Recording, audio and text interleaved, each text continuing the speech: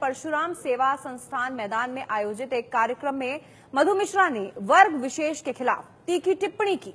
मधु ने कार्यक्रम में मौजूद लोगों से कहा कि आज तुम्हारे सिर पर बैठकर संविधान के सहारे जो राज कर रहे हैं, याद करो वो कभी तुम्हारे जूते साफ किया करते थे, आज तुम्हारे हुजूर हो गए हैं। क्यों? हम बट गए। बीजेपी की महिला नेता हैं ये, और इन्होंने विवादित बयान दिया।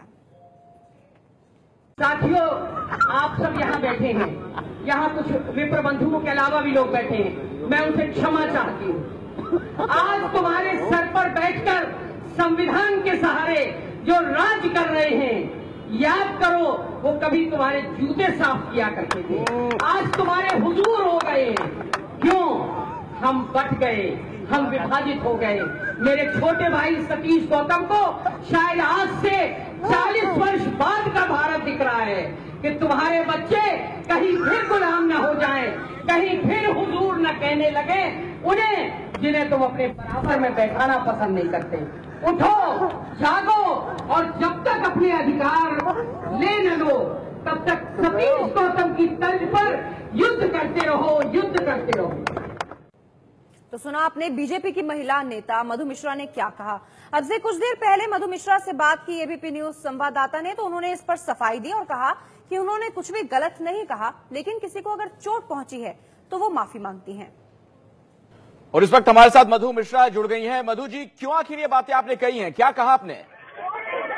नहीं भैया, मैं सर्वधर्म समभाव की राजनीति करती हूँ। मेरी कोई भावना किसी वर्ग विशेष को, किसी समुदाय को आहत करने की नहीं थी, और अगर फिर भी किसी की भावना आहत हुई हो तो मैं क्षमा प्रार्थी हूँ। नहीं, लेकिन इस तरह की बात आपने कही ही क्यों, जिससे किसी की भावनाएं आहत हो? जाति सूचक शब्दों का क्यों आपने सहारा लिया? नहीं भैया, मैंने किसी जाति का नाम नहीं लिया है।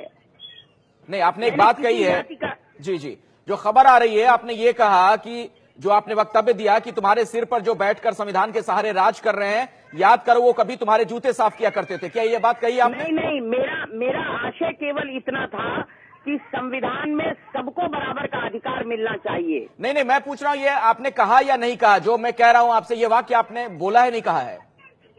नहीं भैया, मेरी ये भावना नहीं थी। मैंने केवल इतनी बात कही है कि संविधान में सबको बराबर का अधिकार मिलना चाहिए, सब समान है, और अच्छा, सबका साथ हो, सबका विकास हो। नहीं, भावना आप बताने की कोशिश कर रही हैं, आशय, लेकिन शब्द यही थे ना आपके जो मैं कह रहा हूं।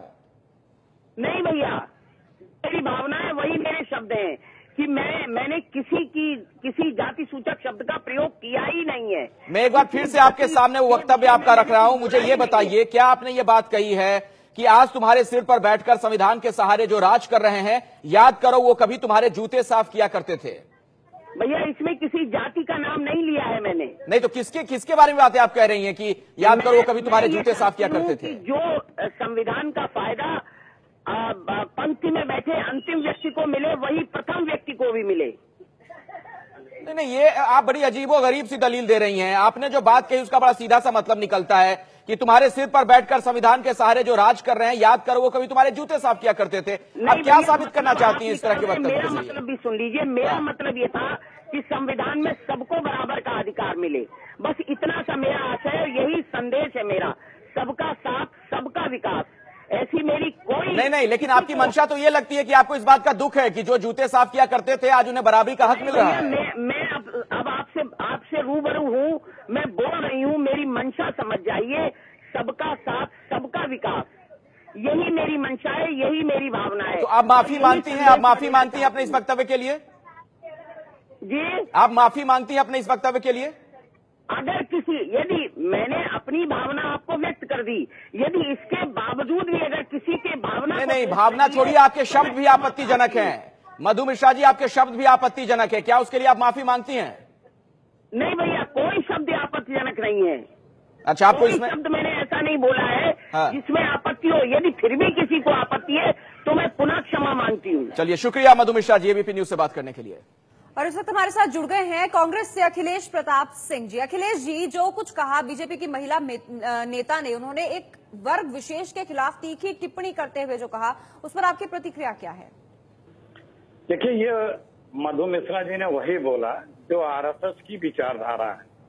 जब ये देश आजाद हो रहा था तो आरएसएस इसी विचारधारा को लेकर के बाबा साहब अम्बेडकर और संविधान में दिए गए इन प्राविधानों और इस तरह के जो उपाय किए गए थे कि सबको बराबर का हक मिल सके और उन्हें अवसर मिल सके, सामाजिक, राजनीतिक, आर्थिक, उसका ये लोग विरोध करते थे। आज भी ये दर्शाता है कि उसी मानसिकता से ये लोग पूरी तरह ओत-प्रोत हैं। और आज वो लोग जो मोदी जी की सत्ता में बैठे हैं, उनकी पार्टी के लोग हैं, क्या नजरिया रखते हैं हमारे समाज के जो पिछड़े, दलित और शोषित लोग हैं, जिन्हें अभी पूरा अवसर सामाजिक, राजनीतिक, आर्थिक नहीं प्राप्त हुआ, उनके प्रति क्या भाव रखते हैं? कैसी बात ये सोच सकती हैं? आप देखिए क्या क्या इन्होंने बोला है जी।